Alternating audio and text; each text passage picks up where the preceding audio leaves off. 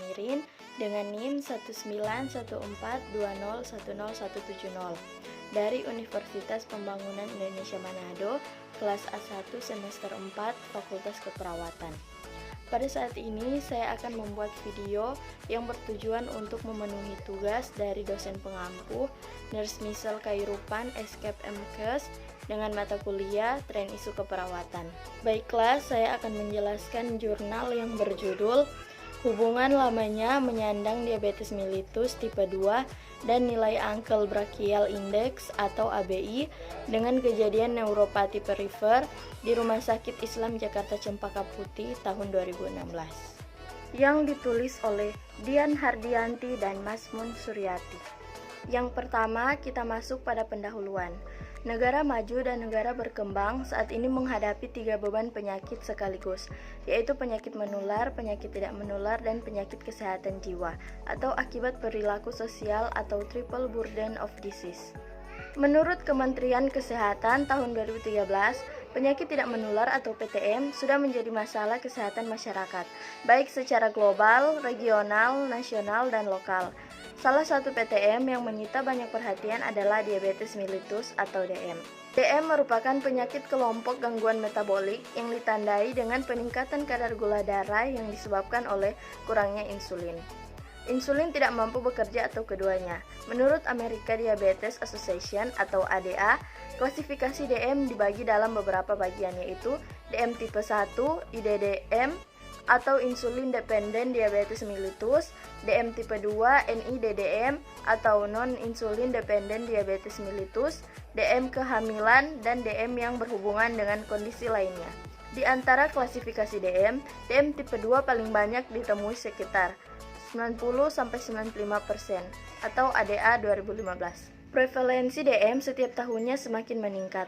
Berdasarkan data World Health Organization WHO 2012, DM di dunia pada tahun 2000 berjumlah 171 juta dan diperkirakan akan meningkat menjadi 366 juta di tahun 2030. Data kejadian diabetes mellitus menurut International Diabetes Federation atau IDF 2013, prevalensi angka kejadian DM di dunia adalah sebanyak 371 juta jiwa, di mana proporsi kejadian diabetes mellitus tipe 2 adalah 95% dari populasi dunia yang penderita DM dan hanya 5% dari Indonesia merupakan urutan ke-7 dengan prevalensi tertinggi. Di bawah Cina, India, USA, Brasil, Rusia, dan Meksiko atau IDF 2013. Hasil riset kesehatan dasar atau Riskesdas tahun 2013 menunjukkan bahwa DM berada pada peringkat keempat. Penyakit tidak menular setelah asma, PPOK, dan kanker proporsinya DM sebesar 2,1%. Hasil ini meningkat 2 kali lipat dari tahun 2007 atau 1,1%. Sementara di wilayah Provinsi DKI Jakarta, menurut Riskesdas 2013, proporsi DM pada usia lebih dari 15 tahun tercatat sebanyak 3,0%. Hasil ini meningkat dari tahun 2007, 2,6%. Diabetes mellitus jangka panjang dapat menimbulkan komplikasi kronis berupa makrovaskuler dan mikrovaskuler. Makrovaskuler berupa coronary artery disease atau CAD, penyakit cerebrovaskuler, hipertensi, penyakit vaskuler perifer dan infeksi. Mikrovaskuler berupa neuropati, nefropati, retinopati, atau Black dan Hawkes 2014.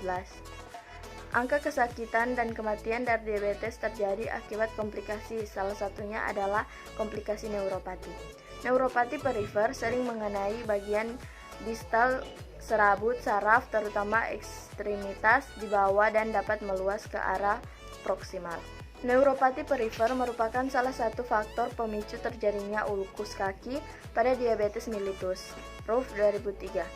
Data yang didapatkan dari rekam medis Rumah Sakit Islam Jakarta Cempaka Putih bahwa klien dengan ulkus kaki dalam 3 tahun terakhir ini adalah pada tahun 2013 sebanyak 668 orang. Pada tahun 2014 sebanyak 530 orang. Pada tahun 2015 sebanyak 423 orang. Rekam medis Rumah Sakit Islam Jakarta Cempaka Putih 2016. Diabetes mellitus jangka panjang sekitar 60-70% mengalami gejala neuropati diabetik. Menyandang diabetes mellitus lebih dari 5 tahun sampai kurang dari 10 tahun mengalami neuropati sensorik sebanyak 67,17%. Metode penelitian, desain penelitian yang digunakan dalam penelitian ini adalah correlation deskriptif dengan menggunakan pendekatan secara cross-seksional. Deskriptif korelasi bertujuan untuk menggambarkan hubungan di antara variabel-variabel.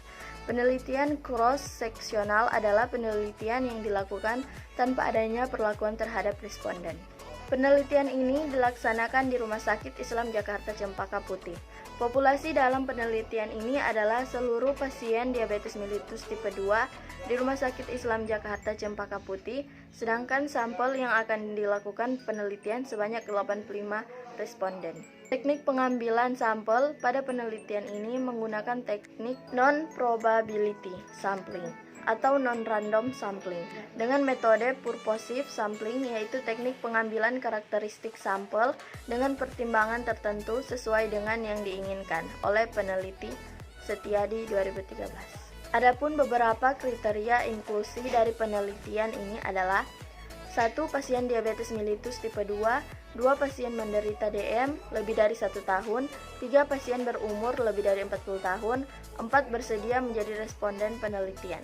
Alat pengumpulan data pada penelitian ini untuk neuropati perifer menggunakan kuesioner Diabetic Neuropathy Symptom Score atau DNS.